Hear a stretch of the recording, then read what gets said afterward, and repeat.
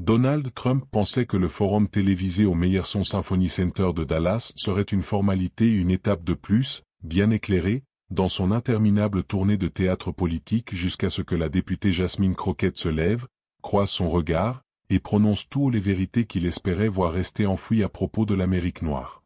Contrairement à la lueur ambrée habituelle, les projecteurs jetaient une lumière blanche impitoyable, se reflétant sur les caméras et les câbles qui serpentaient entre chaussures vernies et talons aiguilles. Ce n'était ni un concert, ni un gala, c'était la politique mise à nu.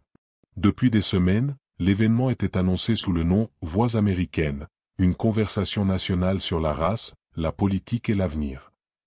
Et maintenant, des millions de téléspectateurs suivaient en direct. Sur scène, le président Donald Trump, encore en fonction, toujours aussi clivant, se tenait droit, cravate rouge bien rigide sur chemise blanche impeccable, les deux mains serrant le pupitre en balayant la foule du regard. À sa droite, des élus des deux partis, parmi eux, la représentante Jasmine Crockett du 30e district du Texas.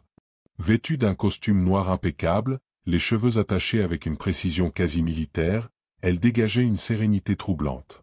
Sa préparation, un classeur, un vieux bloc-notes juridique jaune, et une mémoire infaillible. Le modérateur, vétéran aux cheveux argentés de PBS, ouvrit avec une civilité bien rodée. Ce soir, nous réunissons des leaders de tous horizons pour une conversation que ce pays attend depuis bien trop longtemps. La première question était simple. Monsieur le Président, vous avez souvent mis en avant l'impact de votre administration sur les communautés minoritaires. Quelle considérez-vous comme votre plus grande réussite? Trump répondit sans hésiter. Le chômage des Noirs au plus bas de l'histoire sous mon mandat. Les Opportunity Zones, le financement permanent des universités historiquement noires, HBCUS.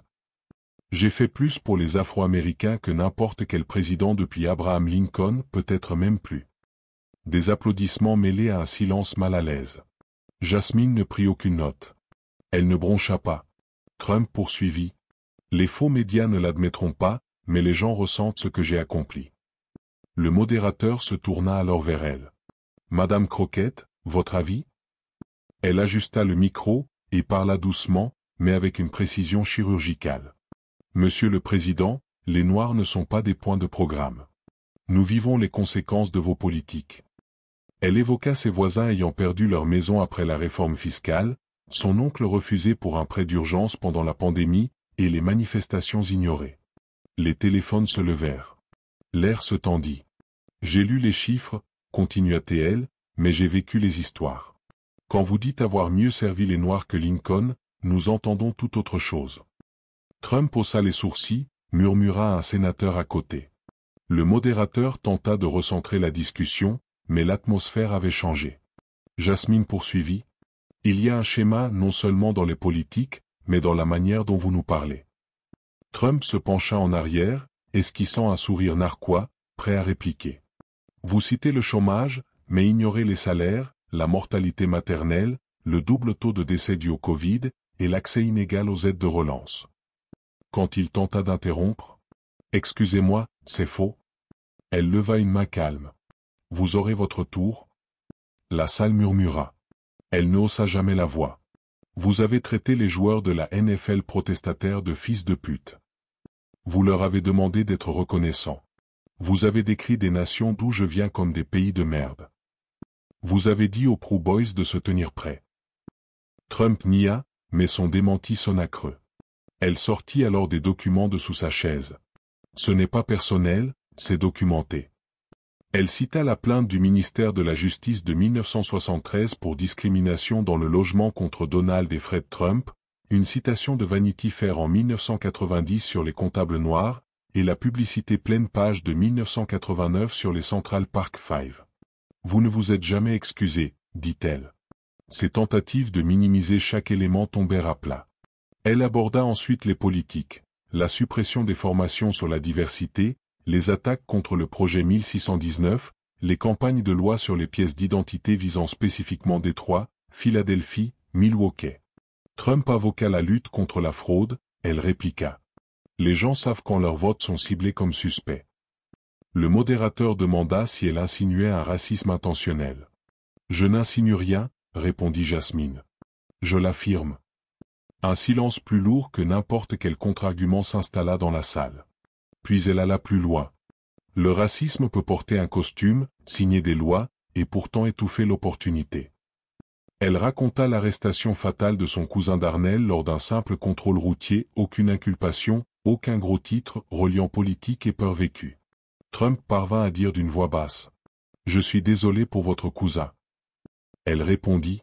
« Il est notre responsabilité. Le système a fonctionné comme prévu. » Trump tenta de reprendre la main. « J'ai créé les Opportunity Zones, financé les HBCUS, fait passer une réforme de la justice pénale. » Jasmine répliqua. « Le First Step Act est passé malgré vos discours, et vous avez rétabli les exécutions fédérales. » Les applaudissements du public se firent plus francs, moins polis. Un adolescent dans la salle demanda pourquoi l'assassin de son cousin n'avait jamais été jugé. Trump évoqua « d'excellents policiers » et « des erreurs tristes ». Jasmine répondit « Reconnaître un schéma n'est pas généralisé. » Le hochement de tête las du garçon réduisit la présence de Trump. Le vent avait tourné.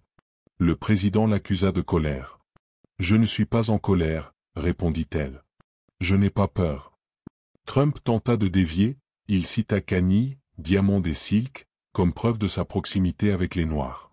Elle répliqua. « Ce ne sont que des apparences, pas de la proximité. » Rire dans la salle. Sa déclaration finale. Le progrès ne se construit jamais dans le confort. À capter l'instant. Les extraits ont inondé les réseaux sociaux sous le hashtag Crockett Challenge avant même qu'elle ne quitte la scène. À Baltimore, des étudiants rejouaient ces paroles. À Compton, une grand-mère appela ses petits-enfants pour regarder. Un animateur de radio conservateur admis. Elle n'a pas bégayé.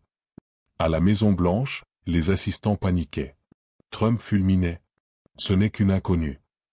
Ses conseillers rétorquaient. « Monsieur, ce n'est pas un seul clip, il y en a 5, et ils sont partout. » Des menaces accompagnèrent les messages de soutien dans la boîte mail de Jasmine, mais elle refusa les invitations médiatiques, préférant appeler la mère de Darnell. « Il serait fier, » dit la mère. « C'est pour lui que je l'ai fait, » répondit Jasmine.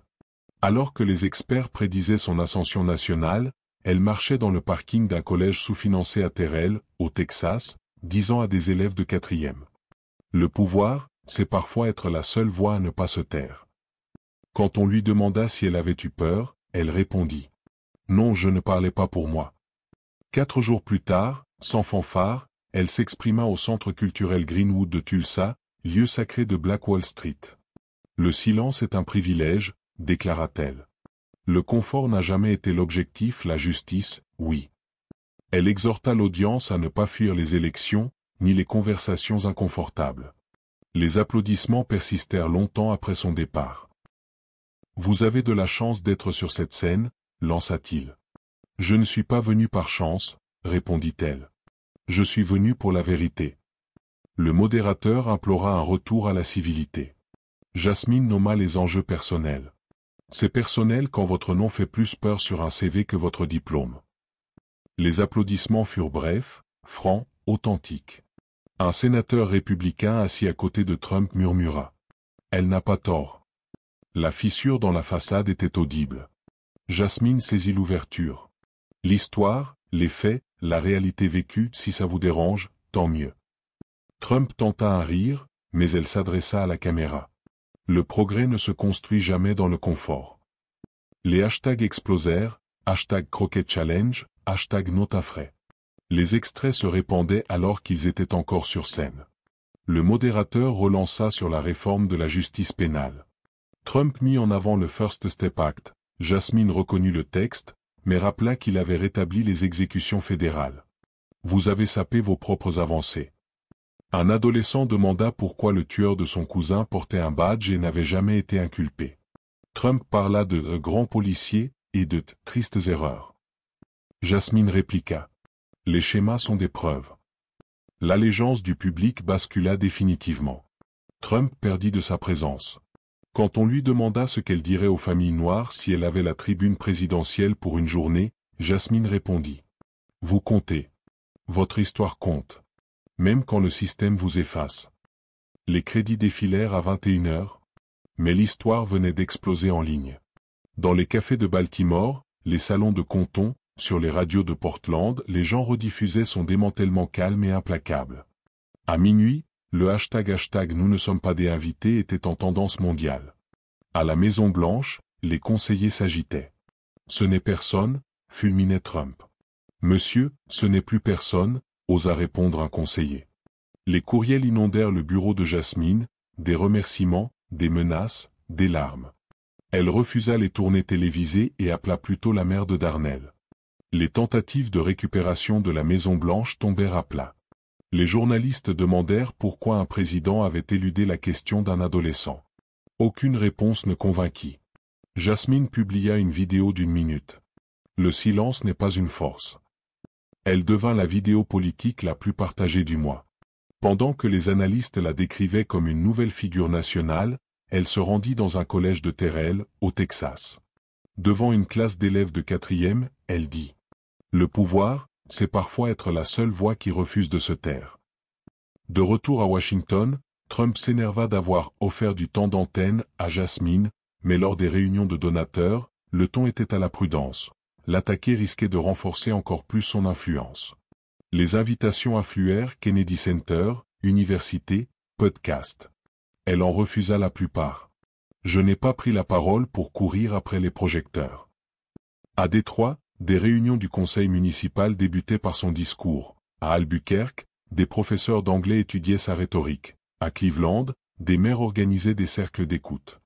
Des comités d'action politique conservateurs la taxèrent de clivante. Elle répondit dans une lettre d'information. La dignité commence par la vérité. Je ne m'excuserai ni pour l'une ni pour l'autre. Lors de forums citoyens, de jeunes militants reprirent son message. Peut-être avons-nous protégé des ponts qui ne menaient nulle part. 4 jours plus tard, elle se tenait devant le Greenwood Cultural Center à Tulsa, le sol de Black Wall Street sous ses talons. Je ne suis pas venue pour revivre le traumatisme, dit-elle. Je suis venue parce que la force et les cicatrices peuvent coexister. Elle expliqua le moment du meilleur son. Le calme attend. La concentration agit. Le silence est un privilège, rappela-t-elle. Et le confort n'a jamais été le but, la justice, oui. Les applaudissements montèrent comme une marée. Elle exhorta. Si vous attendez la permission pour parler, vous attendrez toute votre vie. À travers le pays, de nouvelles conversations s'enflammèrent dans les cuisines, les salles de classe, les bus, les bancs d'église parce qu'une femme avait choisi la vérité plutôt que le confort. Tard dans la nuit, Jasmine expira longuement dans une chambre d'hôtel silencieuse, pendant que l'Amérique repassait ses paroles. Chaque fois que quelqu'un choisit le silence, il choisit le camp qui bénéficie du silence et cela, avertit-elle, est toujours un choix.